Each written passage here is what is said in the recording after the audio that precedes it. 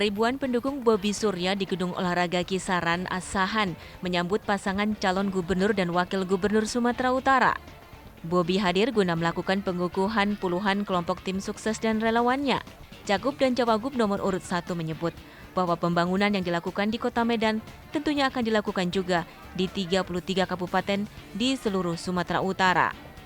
Untuk itu, ia optimis akan menang saat pemilu kada nanti dengan perolehan suara di Kabupaten Asahan dan Sumatera Utara dapat mencapai 80% suara. Bobi juga mengatakan setelah sang mertuanya Jokowi purna tugas tidak akan mengganggu elektabilitasnya dan tetap optimis menang. Kontestasi nih? Harus optimis. Harus optimis karena yang kita sampaikan itu adalah apa yang diinginkan masyarakat Sumatera Utara. Untuk presentasi berapa Pak kira-kira Pak lagi di Kabupaten Medan? Di Asahan, target dari Pak Surya, kampungnya Pak Surya di sini 85%. Sumatera Utara, 85%. Sumatera Utara Bang?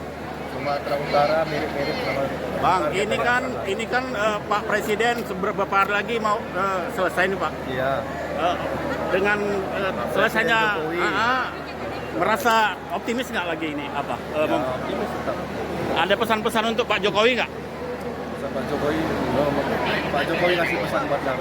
Pak, persiapan debat bagaimana Pak nanti Pak persiapan debat Pak? Persiapan debat nanti bagaimana? Ini bagian dari persiapan debat keliling, tahu persoalan, lagi kita cari solusi dengan apa yang sudah terlibat visi misi. Nah, itu adalah persiapan debat hari ini. Dari Asahan, Sumatera Utara, Jasa Manurung, TV One mengabarkan.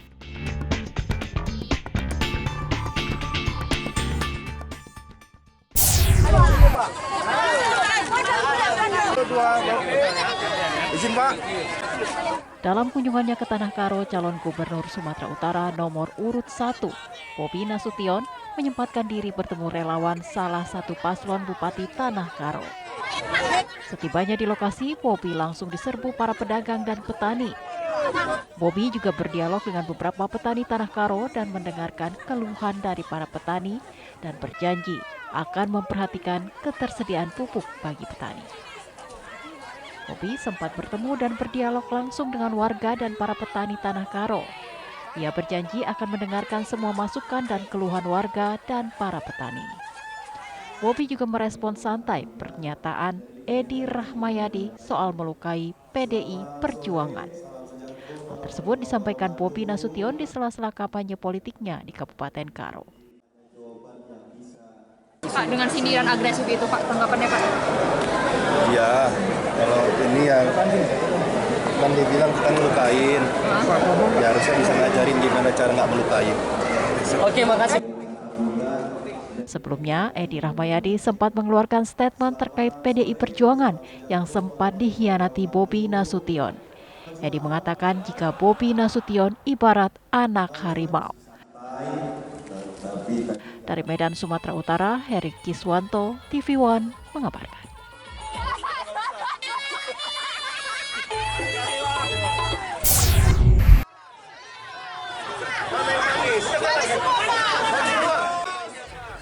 Usai kampanye di kawasan Kabupaten Toba dan bertemu para petani, calon gubernur Sumatera Utara nomor urut 1, Bobi Nasution melanjutkan kampanye politiknya ke Kabupaten Karo.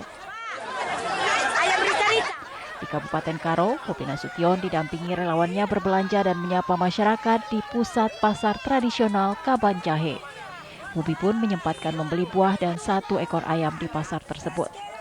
Saat menemui sejumlah pedagang pasar, Bobi mendengarkan keluh kesah masyarakat terkait harga yang tak stabil.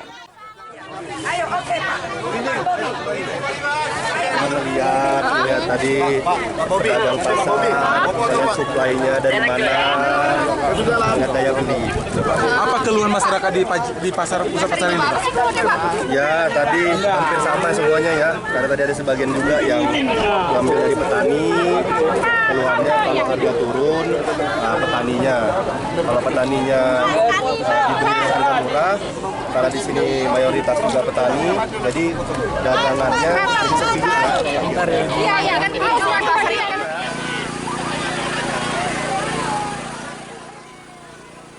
Bobi lebih memilih mendengarkan keluhan masyarakat langsung ke pusat pasar dan melihat daya beli masyarakat karena ingin mencontoh mertuanya, Presiden Jokowi yang kerap kali turun langsung ke lapangan untuk melihat masalah yang sebenarnya. Dari Medan, Sumatera Utara, Heri Kiswanto, TV One mengabarkan.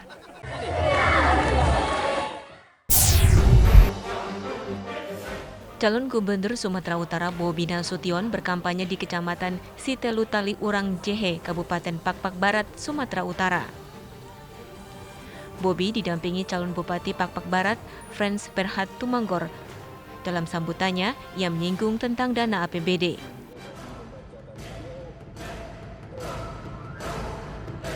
Naro Aceh Darussalam dan Sumatera Utara. Nah, kita harapkan ada batasan itu kayak Gapura. Dan gitu ini kan jalan lintas. Jalan lintas itu nanti kita harapkan juga provinsi mendorong jalan lintasnya agar dilebarin sedikit. Karena apa, ini kan rawan udah beberapa kali kecelakaan terus. Begitu juga Gapura antar kabupaten. Itu kan jalan provinsi juga. Itu dan juga peningkatan ekonomi di sekitaran sini.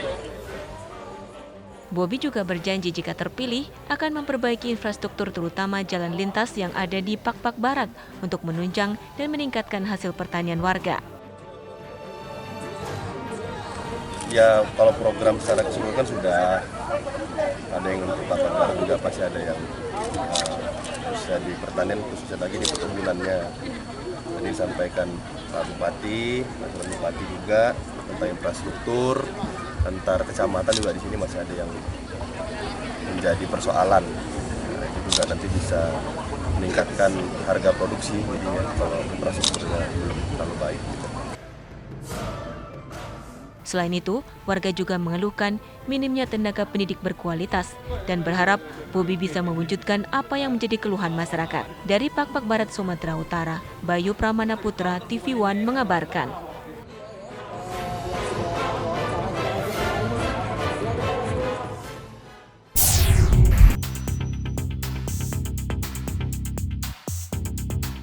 Lembaga Survei Indonesia (LSI) merilis hasil survei terbaru atas elektabilitas bakal calon gubernur Sumatera Utara, Pilkada Sumatera Utara tahun 2024.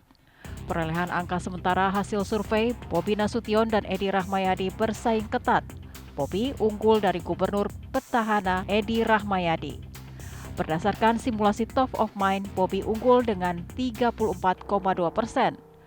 Sementara Edi Rahmayadi berada di posisi kedua dengan 15,1%.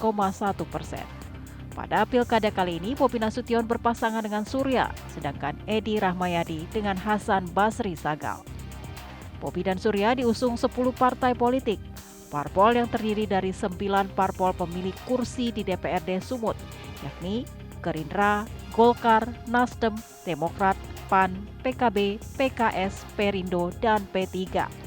Serta ditambah PSI, parpol non-parlemen di DPRD Sumut. Sementara Edi Rahmayadi dan Hasan Basri didukung 6 parpol, yakni PDIP, Hanura, Partai Buruh, PKN, Partai Umat, dan Partai Gelora.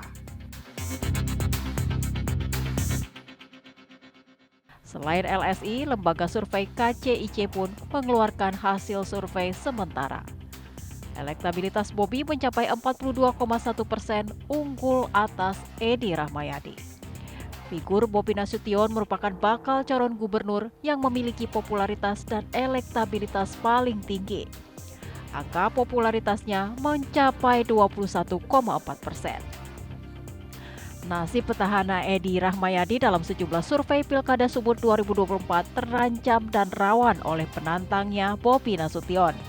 Karena dari berbagai survei elektabilitas Bobi lebih tinggi dan meninggalkan Edi.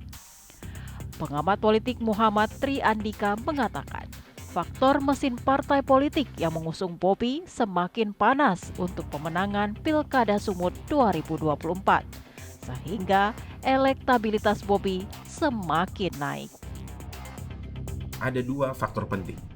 Yang pertama yaitu Bobi Nasution mendapatkan bonus politik dari Presiden Joko Widodo.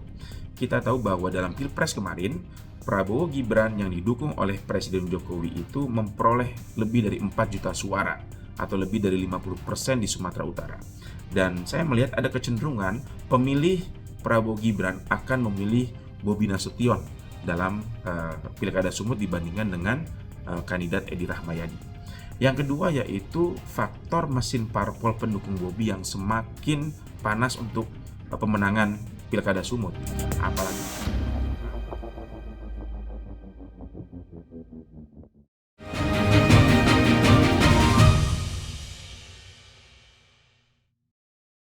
Terima kasih. Saya sangat mengapresiasi ini ya, catatan demokrasi. Menurut saya ini acara yang paling bagus. Karena apa? Melihat data-data di lapangan, melihat blunder-blunder di lapangan, dan sekarang ada solusinya. Pada kesempatan ini saya mengucapkan terima kasih pada catatan demokrasi. Baik, jadi hasil pemeriksaan ada salah satu pelaku dengan Catatan Demokrasi, Selasa pukul 20 waktu Indonesia Barat, live di TV One. Membedah informasi dengan ketajaman analisa. Bagaimana konfigurasi atau prediksi konfigurasi nantinya di Senayan. Bang Erwin? Kita ingin menjaga demokrasi itu untuk kepentingan bersama. Dan insya Allah Golkar akan berada di depan untuk itu. Menghadirkan pandangan para pengamat dan ahli. Menjaga demokrasi itu merupakan hal yang paling penting, Bang Emrus. Bukankah kita lebih mengedepankan musyawarah mufakat untuk kepentingan rakyat? Apa kabar Indonesia Malam di TV One? Selalu ada kabar yang menjadi perhatian utama. Meskipun proses penghitungan suara Pilpres 2024 masih berlangsung, sejumlah pemimpin negara tetangga dan negara sahabat mengucapkan selamat kepada Prabowo Subianto. Menjadi catatan penting bagi semua. Kasus perundungan di sekolah Binus Serpong yang melibatkan anak-anak sejumlah figur ternama berkembang cepat. Hari ini kami gelar perkara untuk peningkatan status dari penyelidikan ke Kabar utama di TV One. Terima kasih. Saya sangat mengapresiasi ini ya, catatan demokrasi. Menurut saya ini acara yang paling bagus.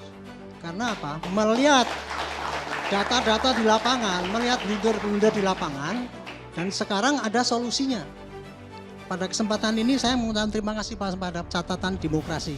Baik, jadi hasil pemeriksaan ada salah satu pelaku dengan Catatan Demokrasi, Selasa pukul 20 waktu Indonesia Barat, live di TV One.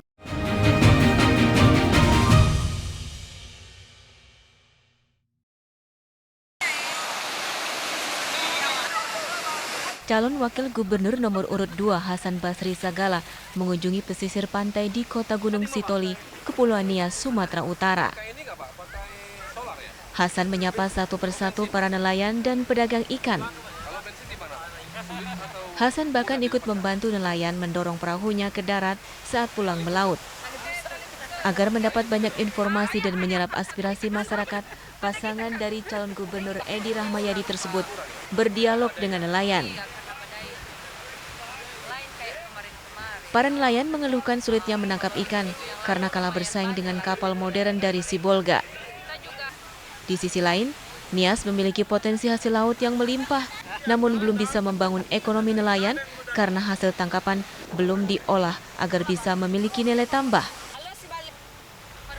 Selain itu, nelayan juga meminta infrastruktur jalan provinsi yang rusak segera diperbaiki. Poin utama kami di Nias ini adalah memperbaikan infrastruktur jalan, baru nanti dengan demikian akan ada peningkatan bagi nelayan dan juga orang akan berwisata kembali. Saat menyapa nelayan dan pedagang ikan, Hasan Basri menyempatkan diri minum kopi bersama.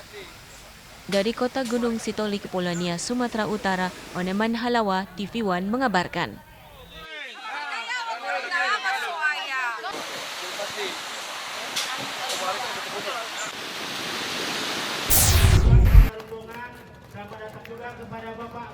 Ratusan nelayan memberikan dukungan penuh kepada calon gubernur dan calon wakil gubernur Sumatera Utara nomor urut 1, Bobi Nasution dan Surya, di Pelabuhan Tanjung Tiram, Kabupaten Batubara, Sumatera Utara.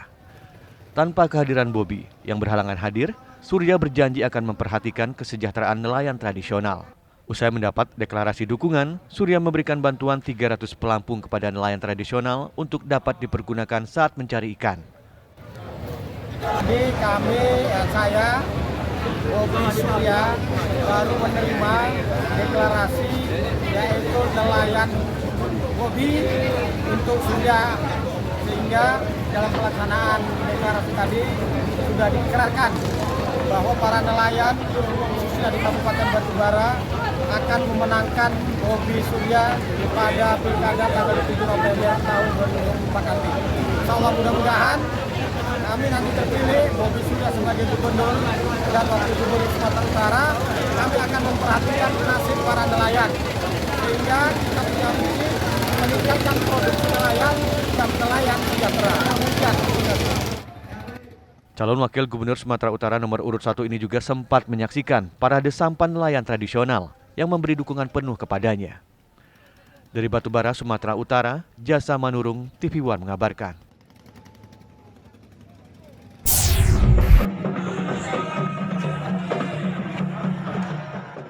Tiba di lokasi kampanye di depan rumah singgah warga Meranti di Karimun di Jalan Poros, paslon Gubernur Kepri nomor urut 2, Rudi Rafiq, disambut ribuan warga. Dukungan terhadap keduanya disampaikan dengan deklarasi.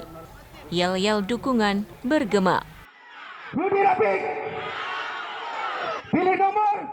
Dalam kesempatan tersebut, Rudi Rafiq memaparkan program membangun Kepri, mulai dari investasi hingga kesehatan dan pendidikan. Mereka berjanji membawa kemajuan dan perubahan besar bagi masyarakat agar lebih sejahtera.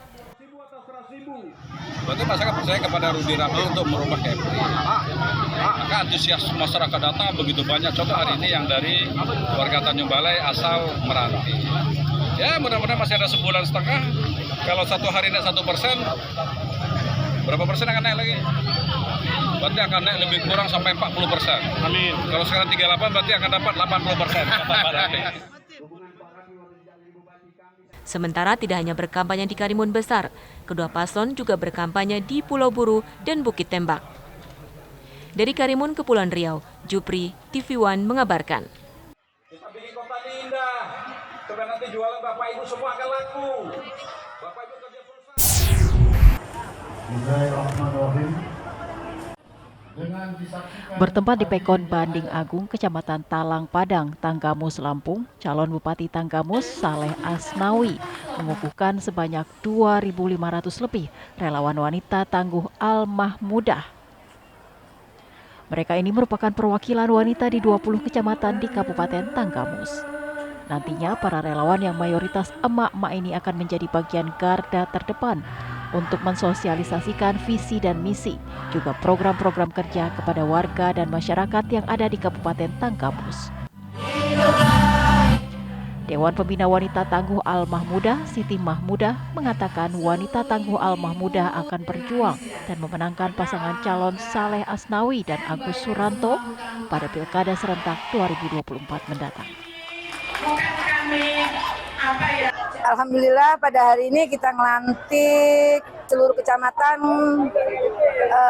anak ranting keseluruhan ada sekitar 2.584. Program kita jangka pendek yang pastinya ini kan kebersamaan dengan Pilkada. Ya kita berjuang dong untuk kemenangan kita, Bupati Tanggamus. Pasangan Saleh Asnawi, Agus Suranto juga telah membentuk relawan Sri Kandi dan relawan Muslimat Al-Mahmudah yang juga bagian tim pemenangan pasangan nomor urut 2. Dari Tanggamus, Lampung, Pujian Syah Nanang, TV One mengabarkan.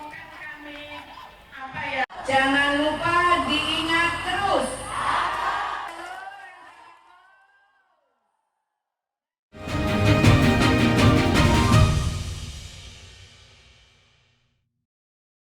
Terima kasih, saya sangat mengapresiasi ini ya, catatan demokrasi.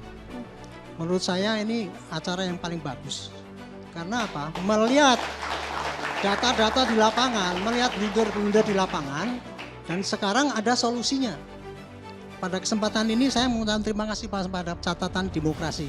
Baik, jadi hasil pemeriksaan ada salah satu pelaku dengan Catatan Demokrasi, Selasa pukul 20 waktu Indonesia Barat, live di TV One. Membedah informasi dengan ketajaman analisa. Bagaimana konfigurasi atau prediksi konfigurasi nantinya di Senayan, Bang Erwin? Kita ingin menjaga demokrasi itu untuk kepentingan bersama, dan insya Allah Golkar akan berada di depan untuk itu. Menghadirkan pandangan para pengamat dan ahli. Menjaga demokrasi itu merupakan hal yang paling penting, Bang Emrus. Bukankah kita lebih mengedepankan musyawarah mufakat untuk kepentingan rakyat? Apa kabar Indonesia Malam di TV One? Selalu ada kabar yang menjadi perhatian utama. Meskipun proses penghitungan suara Pilpres 2024 masih berlangsung, sejumlah pemimpin negara tetangga dan negara sahabat mengucapkan selamat kepada Prabowo Subianto. Menjadi catatan penting bagi semua. Kasus perundungan di sekolah Binus Serpong yang melibatkan anak-anak sejumlah figur ternama berkembang cepat. Hari ini kami gelar perkara untuk peningkatan status dari penyelidikan ke Kabar utama di TV One. Terima kasih, saya sangat mengapresiasi ini ya, catatan demokrasi. Menurut saya ini acara yang paling bagus. Karena apa? Melihat data-data di lapangan, melihat leader-leader di lapangan, dan sekarang ada solusinya. Pada kesempatan ini saya mengucapkan terima kasih pada catatan demokrasi. Baik, jadi hasil pemeriksaan ada salah satu pelaku dengan Catatan Demokrasi, Selasa pukul 20 waktu Indonesia Barat, live di TV One.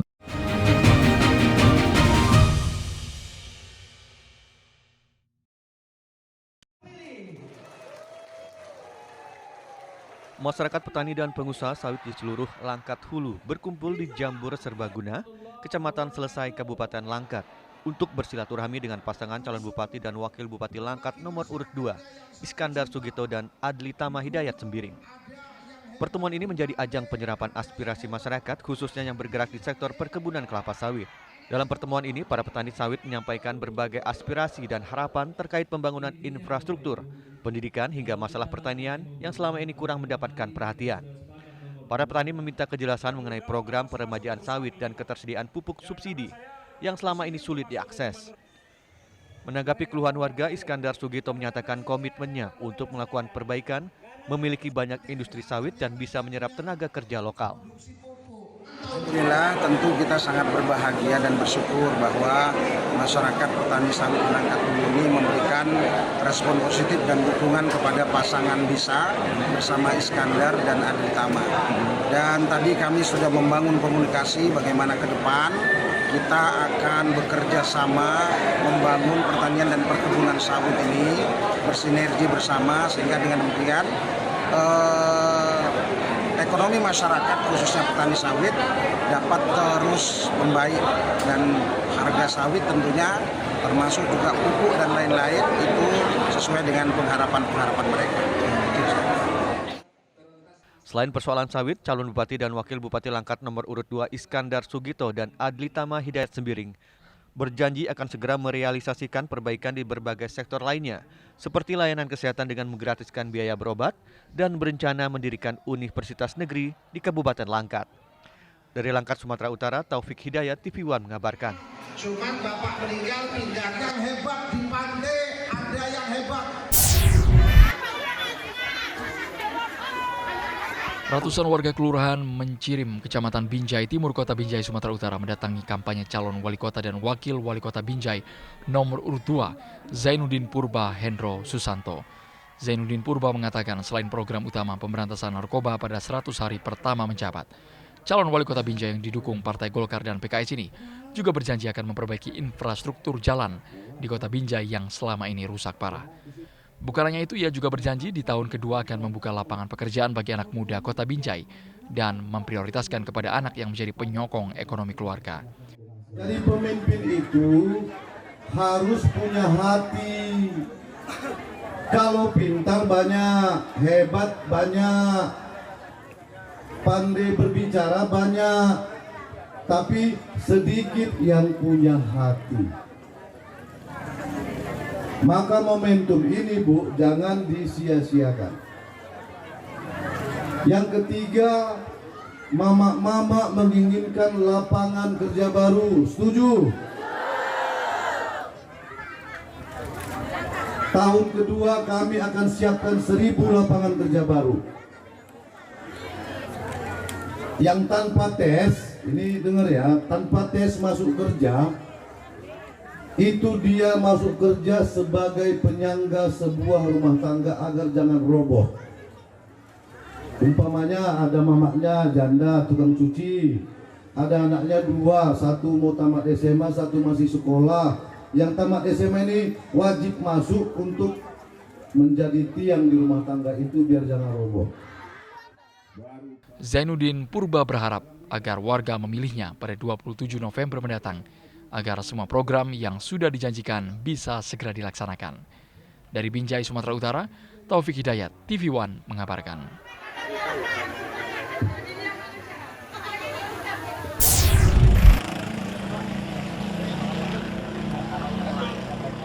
Menjelang Pilkada Serentak 2024, Polres Pringsewu, Lampung mengajak warga untuk menolak praktik politik uang yang dilakukan oleh calon kepala daerah.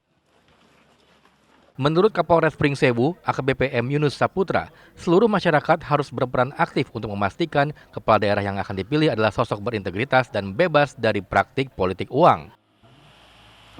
Selain menolak politik uang, Yunus juga mengajak seluruh pemangku kepentingan untuk menciptakan situasi yang kondusif sepanjang pelaksanaan pilkada. Untuk itu, ia menegaskan Polres Pringsewu akan mengawal dan memastikan setiap pelanggaran akan diproses secara hukum. Kami tidak mau ada money politics. Itu cara kami untuk melindungi warga.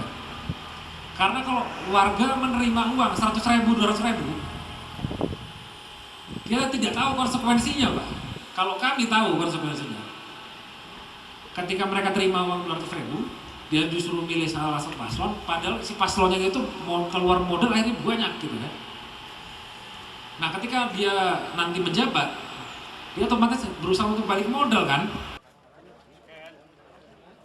Selain menindak temuan pelanggaran dengan tegas, Polres Pringsewu juga berkomitmen untuk menjaga netralitas dan profesionalitas demi terselenggaranya pilkada yang bersih, aman, dan adil. Dari Pringsewu, Lampung, Pujiansah Nanang, TV One mengabarkan.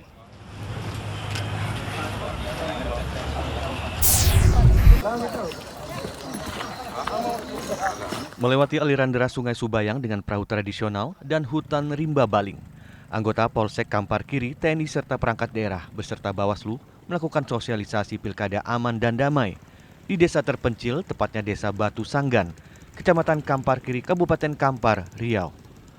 Butuh waktu 2 jam untuk sampai ke desa terpencil ini.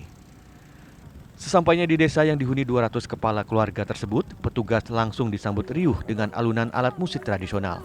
Sesampainya di desa yang dihuni 200 kepala keluarga ini, petugas langsung disambut riuh dengan alunan alat musik tradisional. Petugas mengajak masyarakat untuk mensukseskan Pemilu Damai 2024 dengan tidak terprovokasi dengan berita hoaks maupun berita yang mengandung ujaran kebencian. Masyarakat juga diimbau untuk datang ke TPS untuk melaksanakan pencoblosan pada 27 November 2024 mendatang. Sulit daerah yang jauh dari keramaian, yaitu daerah Desa Batu Sanggan, Kecamatan Kampar Kiri Hulu. Kita melaksanakan polling system, menghimbau masyarakat di sini untuk memeliharakan tipmas, situasi yang aman menjelang Pilkada 2024 ini. Kita juga mengajak masyarakat di sini untuk jangan golput, menyalurkan suaranya, hak pilihnya ke TPS yang sudah disediakan di sini nanti. Kita juga akan melaksanakan pengamanan terhadap 2 TPS di sini. Ada 2 TPS yang akan 1 TPS dijaga untuk 1 orang Polri nanti di sini. Jadi untuk daerah sulit ini ada 2 Polri, 2 TPS, 2 Polri. Untuk rute ke sini dari Polsek kita menempuh jarak selama 2 jam. Memang tidak ada jalan darat sini, memang semua jalur air. Memang jalur air yang melintasi hutan rimba baling di Sungai Subayang. Dengan diadakannya sosialisasi Pilkada Damai ini, diharapkan tercipta suasana aman dan kondusif serta tidak ada perpecahan antar masyarakat. Dari Kabupaten Kampar Riau, Muhammad Arifin, Fazar Ramadan, TV One mengabarkan. Bola berikut rakit kemudian.